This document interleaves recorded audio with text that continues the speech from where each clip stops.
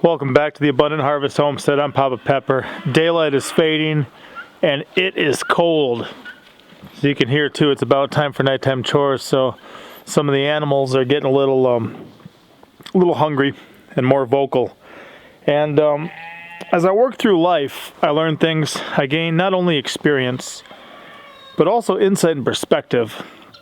And lately, one thing that I began to wonder about was just if everything that we see from history is actually going to be accurate. And of course, if you guys have paid attention to much, you know that it's those who win the war, that write the history. And there's a lot of things that are probably covered up. There's a lot of things that are probably rewritten, a lot of things that are skewed. I mean, if you looked at Wikipedia 2-3 years ago and you looked at it now, a lot of stuff, it's a whole different story. It just is. So try to go with the old books and stuff if you really want a good look at things. But part of what I've been working on here is this. I guess it's been about 3 years in the process, and I have a ways to go. If you saw the last video on this, I don't know, it was probably a month ago or better, and I've made no progress. I got to replace this board because it's actually bowed, and I got to continue this. But this is going to be a storm shelter and an underground storage area for us, like a basement pantry. I say root cellar, but there's things that make it different than a traditional old school root cellar, where you're going to have a high humidity, kind of constant temp place to store root vegetables. I'm not looking for high humidity. I'm not looking for a place to store root vegetables. I'm looking for canned goods. I'm looking for other things. Maybe tubs of 5-gallon buckets of rice or things like that. So this is the project that blew in here last night in the storm.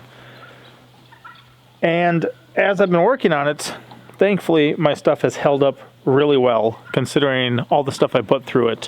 When I put up these ICFs originally and poured the concrete inside of them, that was years ago. And thankfully, obviously concrete and rebar is going to have a pretty good shelf life. But the other part's styrofoam and stuff like that. And right now I've got scattered wood all over. Had a small bucket of screws. That bucket of screws, one of the dogs knocked down the steps. So here's the bucket. And it's got screws in it and water now. And then my stairs are covered with screws. See that? So rather than sorting through things, it's going to be a magnet for that. But yeah, there's all sorts of screws down in there, up here.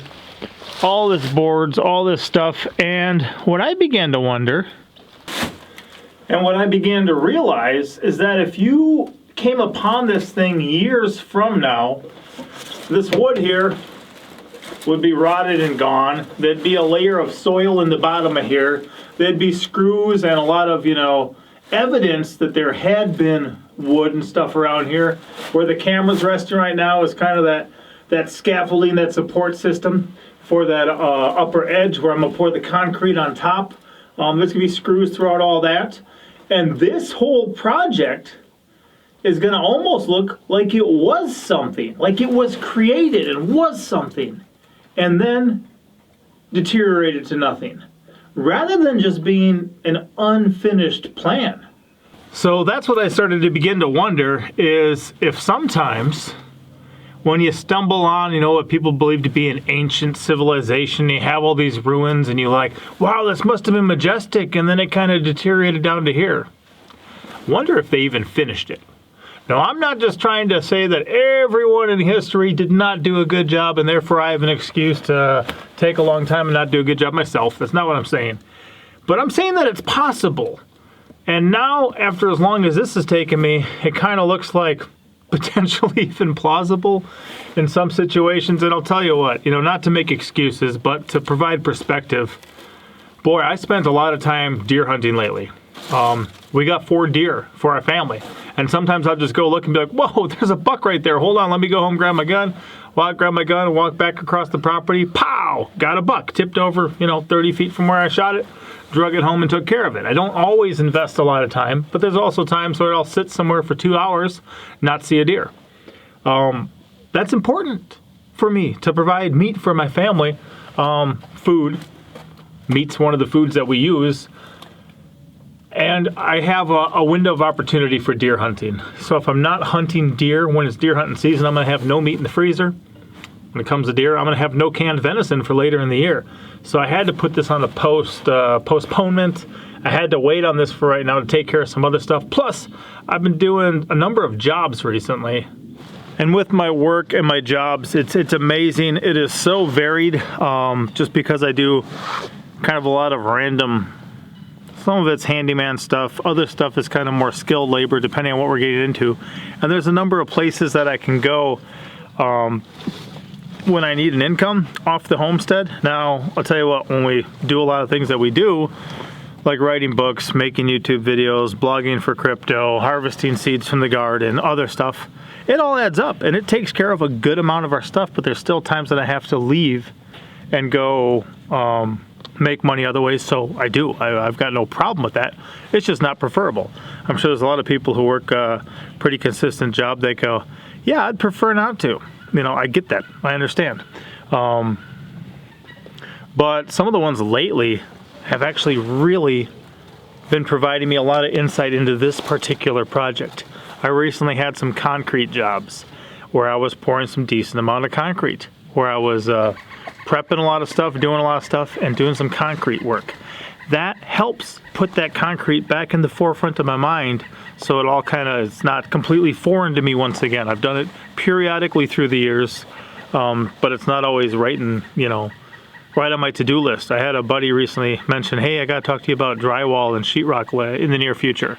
Now, I did some of that 20 some years ago, I did some more of that maybe a decade ago, you know what I mean? Like, if that's my frame of reference is, oh yeah, a couple times in the past 20, 30 years I did some of it, that doesn't always help me to accomplish it at the moment. So to get a refresher course, that's a big woodpecker.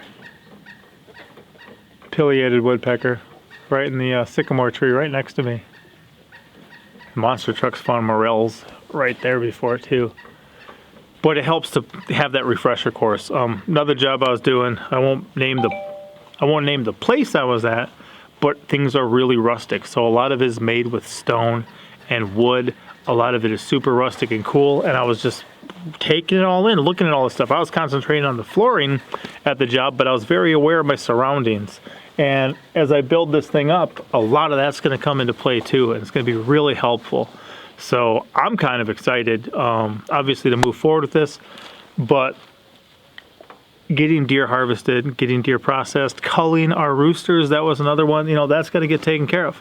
Leaving for work, if I take off at 7 in the morning and I don't get back till after dark, there's not a lot of time to accomplish something on that day. And then plus we take, the day of rest every week. Also, like, there can be storms. There was a storm last night. There's all these different things that can kind of stack the odds against me getting stuff done. And that's fine, I got to seize the day when I'm able to. So I was just looking at this. I really was going to start cleaning this up, but I thought, while I still had kind of the wreckage of it to show at the moment, I'd throw that out there, because I think sometimes people look and be like, wow, what a majestic society or a wonderful place this must have been. Look at some of those places. I know there's mansions outside of Branson right now, Branson, Missouri.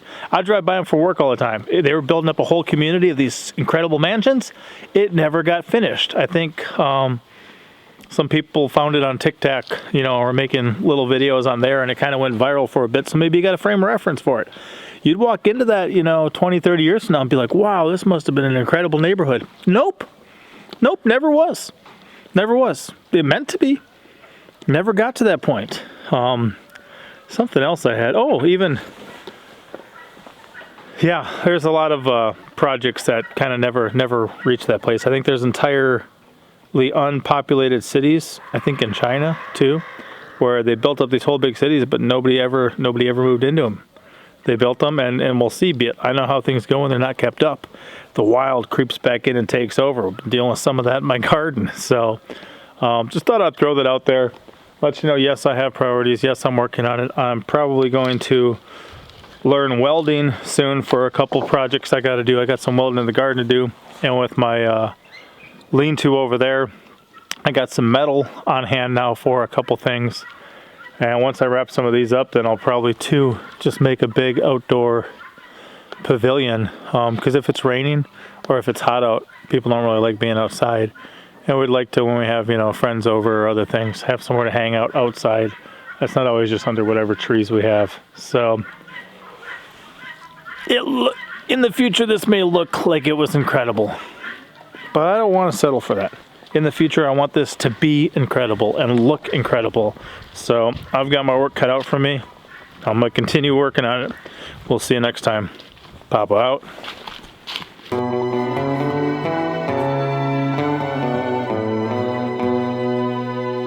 Thank you for watching.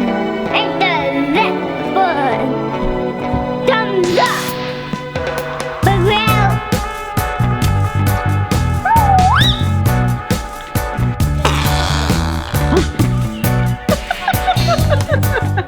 That's so funny.